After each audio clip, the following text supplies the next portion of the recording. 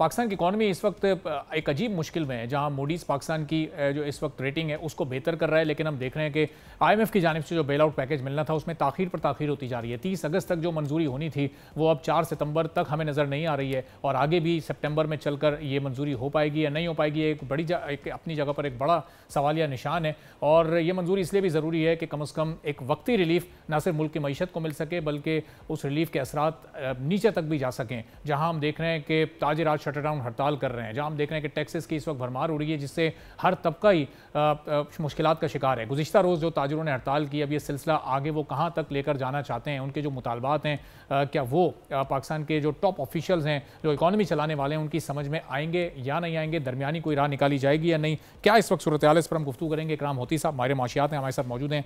अजमल बलूच साहब प्रेसिडेंट हैं ऑल पाकिस्तान अंजुमन ताजरान के, हमारे साथ मौजूद हैं। उमर हयात खान साहब इस्लामाबाद के सीनियर बिजनेस रिपोर्टर हैं, हमारे साथ मौजूद हैं। बहुत शुक्रिया तीनों मौजूद मेहमानों का। इकराम होती साहब, जो इस वक्त हम अपनी इकोनॉमी की ओवरऑल सिचुएशन देख रहे हैं, हमें $7 अरब भी चाहिए जो कि ताखीर पर ताखीर का शिकार होते जा रहे हैं। मोडीज हमारी रेटिंग को बेहतर कर रहा है, ये क्या आपस में कोई कनेक्शन इस चीज़ का हो सकता है कि रेटिंग को मुस्तहकम करने का कोई फ़ायदा हमें IMF की तरफ से मिल सकता है? जी देखेंगे, रेटिंग आपको कितना फायदा पहुंचा सकती है।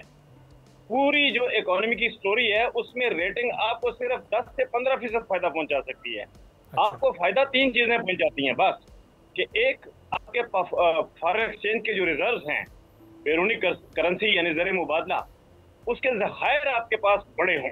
नंबर 1 ये मसला है पाकिस्तान का कि वो ज़खायर नहीं बढ़ रहे। दूसरा है कि जो आपके रेवेन्यूज हैं, टैक्स हैं और नॉन टैक्स रेवेन्यूज, वो बढ़े।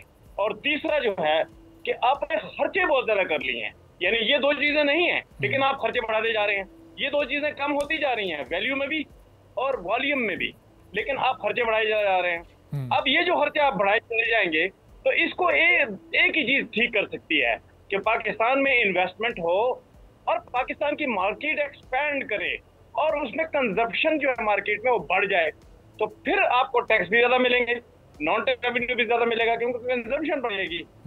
ये जो तरीक़ेकार है, इसके लिए कोई पॉलिसी है नहीं। पिछले तकरीबन 45 साल से मैं ये देख रहा हूँ, गवर्नमेंट जो है वो खर्चा बढ़ाती है, फॉरेन एक्सचेंज नहीं बढ़ा पाती क्योंकि एक्सपोर्ट नहीं हो रहा, क्योंकि प्रोसीड्स इतनी नहीं बढ़ जो बाहर से आनी है, क्योंकि वो जो लोन ले रहे हैं उससे भी फॉरेन एक्सचेंज के रिजर्व नहीं बढ़ रहे।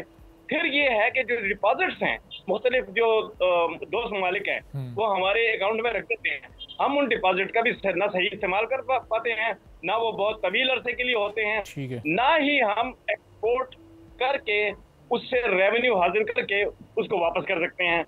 तो फिर क्या होता है कि हमारा जो मसला बन जाता है वो ये कि हमने डेट यानी कि कर्जा भी वापस करना है, वो बढ़ जाता है, और उसके साथ उसका सूद भी वापस करना है। बिल्कुल सही। अच्छा इकराम साहब, अभी की ये सूरत-ए-हाल क्या ये खतरनाक है कि अभी हम जो 6 तारीख तक का IMF का शेड्यूल है उसमें मौजूद ही नहीं है, उसमें वियतनाम मौजूद है, युगांडा, डेनमार्क जैसे ममालिक उसमें शामिल हैं, लेकिन उसमें अभी पाकिस्तान का एजेंडा ही शामिल नहीं है, तो ये कोई खतरे की अलामत तो नहीं है? नहीं, ये खतरे की नहीं है, लेकिन ये एक मिनी डिफॉल्ट तकरीबन हो गया है। अच्छा, इसको आप मिनी डिफॉल्ट कह सकते हैं कि आप हर वक्त हाथ पांव मार रहे हैं लेकिन आपके हाथ कुछ नहीं आ रहा। IMF ने ये कहा था कि भाईजान आप अपने दोस्त ममालिक से ये हमें तसल्ली करवाएं कि वो आपको पैसे देंगे। सारा मसला यही फंसा हुआ है कि दोस्त ममालिक 3 दफा IMF को तसल्ली दे चुके हैं, उस पे थोड़े बहुत पैसे मिल भी चुके हैं, लेकिन ये बहुत बड़ी अमाउंट है, $7.5 बिलियन।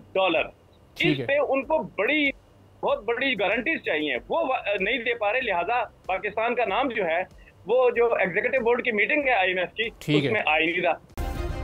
सब्सक्राइब करें और बेल दबाएं ताकि कोई खबर रह न जाए।